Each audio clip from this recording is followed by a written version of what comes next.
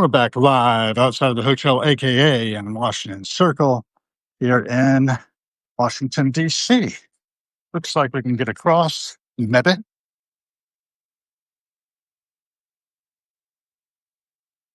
And I did, sort of against the lights, but if I survived it, good. Having a time with the belt not really wanting to keep my britches up. That must mean I'm reconfiguring to a smaller waistline. That's good.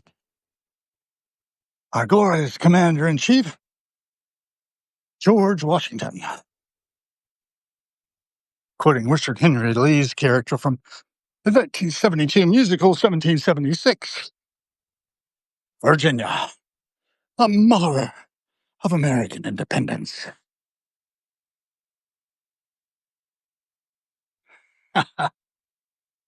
I put up that clip yesterday because of John Adams and how Benjamin Franklin, in explaining the dilemma of not seeming to be able to get folks to get in tune with the straight and narrow, so to speak, and take in the idea of the colonies becoming free and independent states, with only New Hampshire, Delaware, and Massachusetts declaring at that point. Then Virginia, don't forget Virginia, Benji, says, Richard Henry Lee does. And Franklin said, Richard, how could I? Right before that, he says, why do you think that is? He says, simple. Johnny here's a bunch of some disliked. And John Adams is a character with whom I identify. And we're doing a little observational walk and talk here. And if you've joined us recently, you know I've been filming the passing show, doing a meditation out of the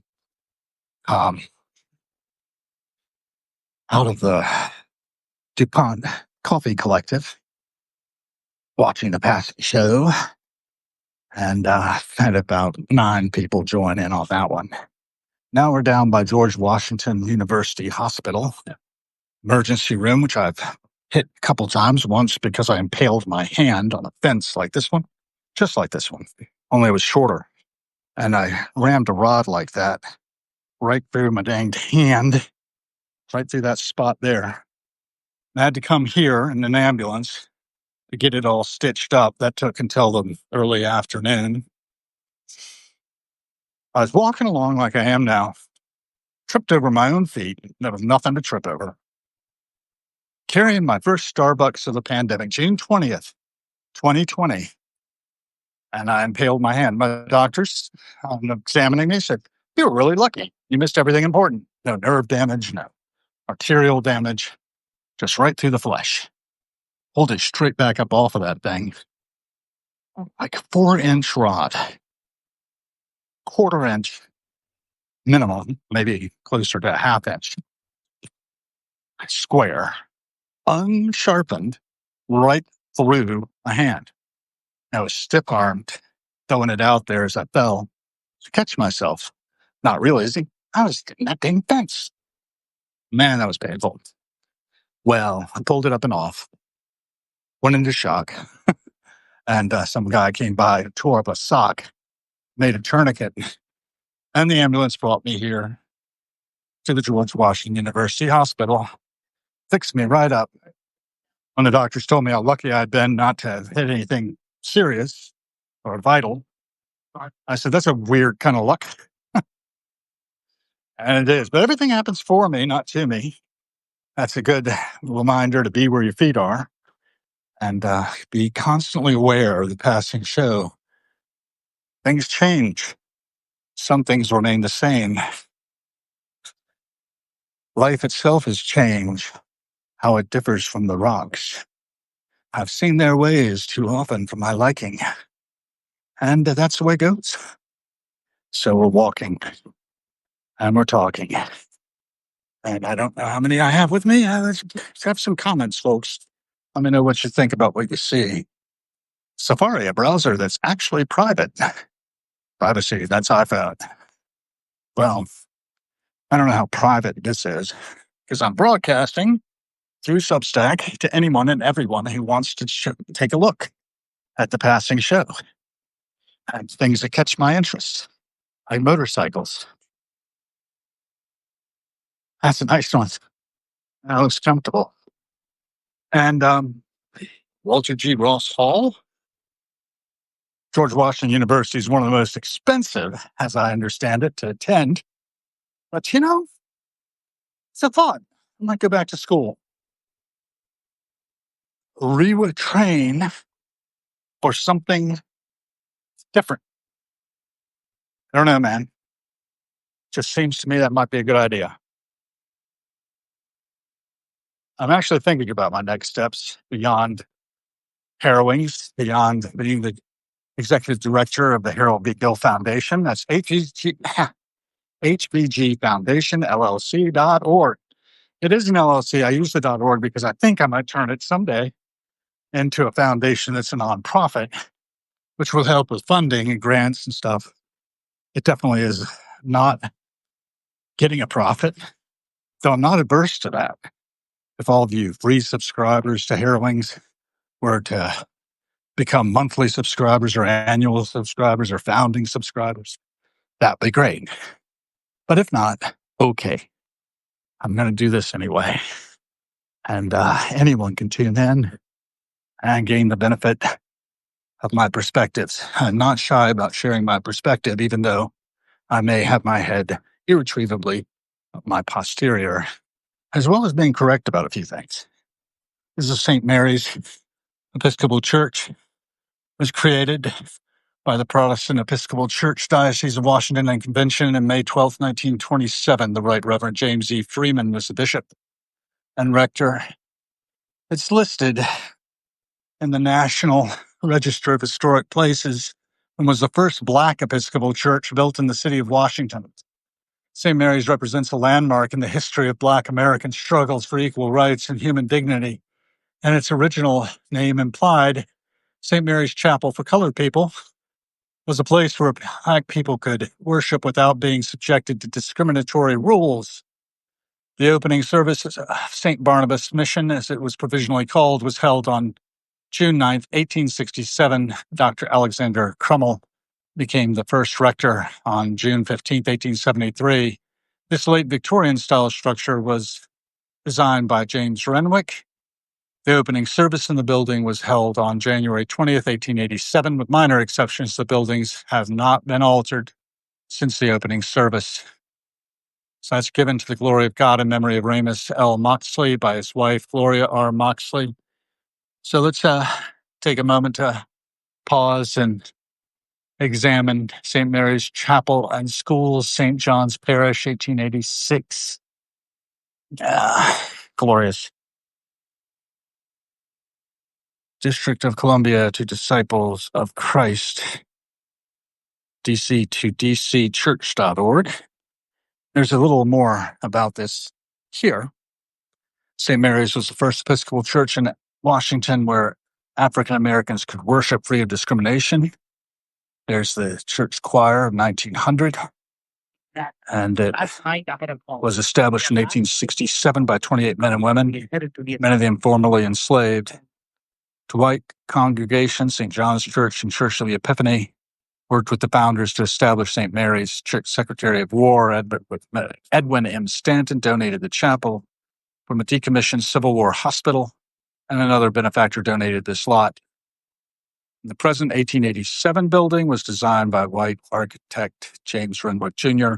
and features a stained glass window from the Tiffany studio. St. Mary's was listed in the National Register of Historic Places in 1973. So, you now know quite a bit about St. Mary's Episcopal Church at Boggy Bottom, preserving our heritage, securing our future, and the worship schedule there. Okay, what's next? Walking and talking. Varsity place here. You know, got people around me, so I gotta be a little bit circumspect about that, but not much. Because you all are just like the people around me. Anybody commenting? Anybody have anything to say? Got a number of people joining. Full-time 12-month BSN program. Launch your future. Accelerated BSN at the Catholic University of America. Unless Congress acts, 9 out of 10 small businesses will see a massive tax hike. Paid for by the National Federation of Independent Business.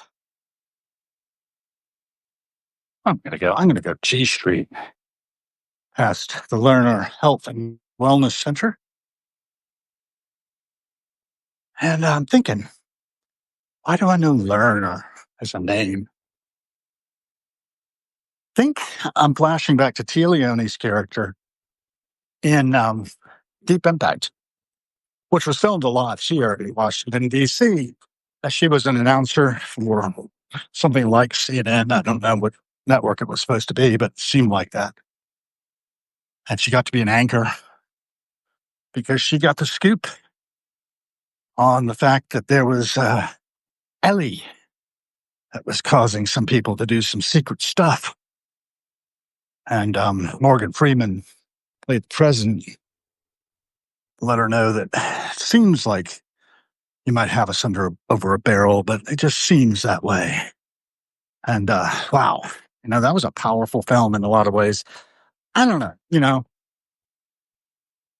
some of it was trite. A lot of it was pretty heavily contrived, but it was something to think about. Kind of like Don't Look Up. Y'all seen Don't Look Up? If you have, you might not have liked it. A lot of people didn't. A lot of people thought it was way too over the top. Well, was it really? I mean, you looked at Meryl Streep as president in that one and her focus and how a billionaire like a oligarchy found that the comet contained trillions of dollars worth of rare metals, and gold and diamonds, and I don't know what all. They're just going to let it hit the planet so they get to scoop it up, free for the taking, break it up so it would be less impactful, pay off Chile, damages, and don't go yet. I am heading over towards the Kennedy Center because I like it. I'm not going to be a Circle member this year. I was last year because I was hoping to be able to get a shot at attending. It turned out to be a kind of a lackluster Kennedy Center honors in which the Grateful Dead was honored. The one they did for Led Zeppelin or the one they did for The Who were outstanding, but not so much that. Keep on walking. Keep on talking. So Don't Look Up. I'm looking up. Every time I turn around, you're looking up, I'm looking down. No, vice versa. I'm looking up, you're looking down. Maybe something's wrong with you that makes you act the way you do. That's Soak Up the Sun, my show. Pro came out while I was over in Copenhagen, Denmark, and it was very helpful. I'm about 2 degrees from Cheryl through various routes, 2 or 3, and that's nice. She seems pretty down to earth, straightforward. Really loved her stuff. My wife is not a fan, nor was my friend. Oh God, Diane. I remember Diane's name now. Diane had scoliosis real bad. Lived with Al, her boyfriend, in kind of a, what do they call that? Well, they were a couple. And old Al, he had been a Cornell student who had that same thing happen to me that happened to so many. And I don't know, man. I just know how things seem to me, and I could be wrong.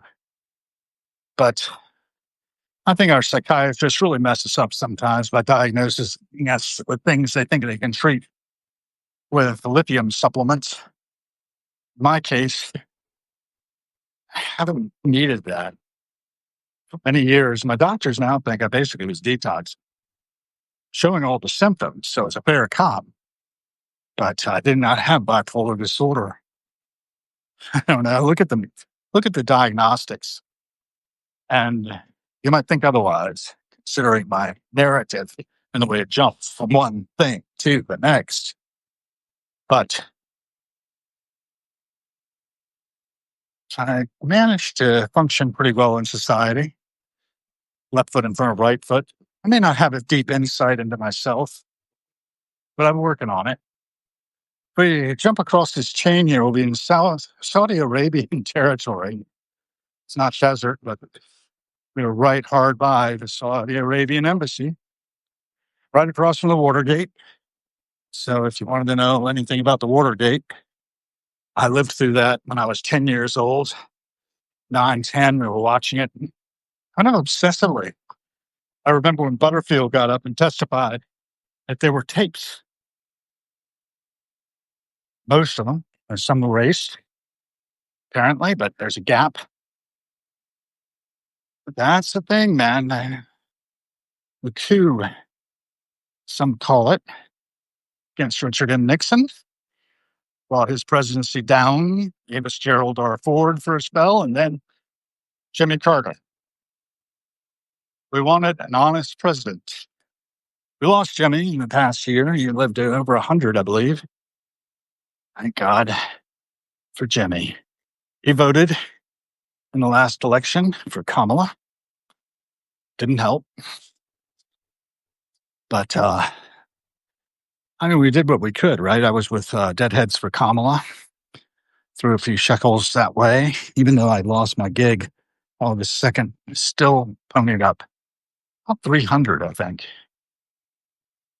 And when it came down to it, I was not part of the problem. I did not vote for Donald J. Trump, but a lot of people did. Our democracy functions, folks. Our democracy is not endangered, except our desire to overturn legitimate elections.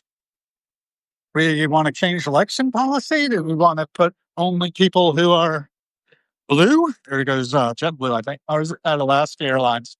I can't tell. Not from here. Coming up out of national. But I mean, really, look at the situation. Look at the information coming forward, if not too distracted by the Epstein files that are not being released, if they exist, even, which I think they probably do. But I mean, I had a friend who has a friend who caddied for Trump and Clinton together golfing, and some other guy, also famous, but as famous. I won't tell you what they got into, but think about that. They golfed together as buddies. Remember, Epstein had that painting of Bill Clinton in the blue dress. They got a joke out of their stuff, you know? When I realized in the 1990s that the president had a little girlfriend on the side, a little side piece, having pizza parties in the executive wing and whatever, I was like, you know,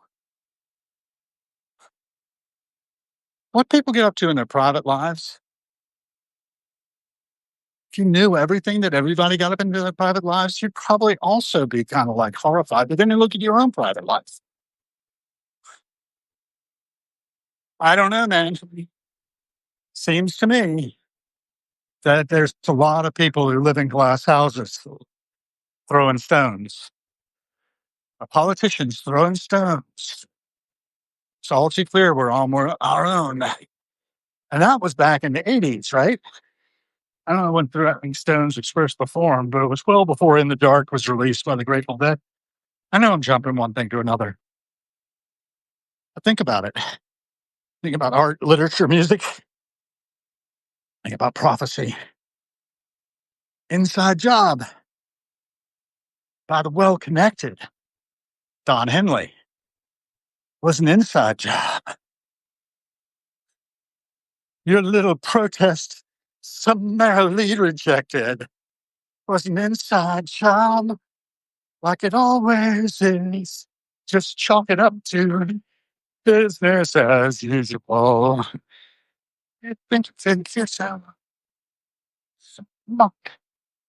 You don't have a bleeping through what those men up in the towers are doing from near you.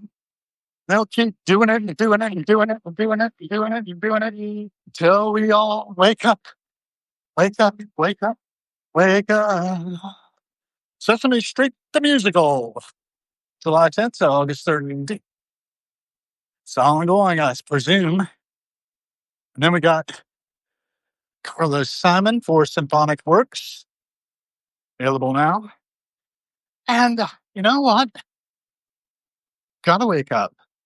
What I was just recounting was Don Henley's title track from Inside Job, released in 2000. Wake up. Oh my God. I think that's right. I'll have to fact check me. But that's 25 years ago, a quarter century ago. And we did not wake up, wake up, wake up. We stayed asleep.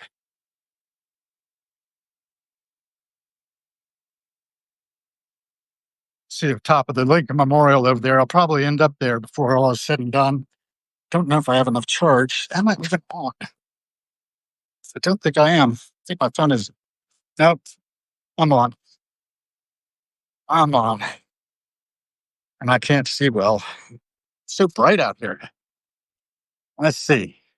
Concert hall. Let's go inside. If we you can make a try. The automatic doors. See if I can step inside. Automatic door. Yes. Adult. Emerging artists. Just looking. Oh, it's not open yet. 10 o'clock. Very good. Thank you so much. I'm down to 3% power anyway, so I'm going to have to shut this off.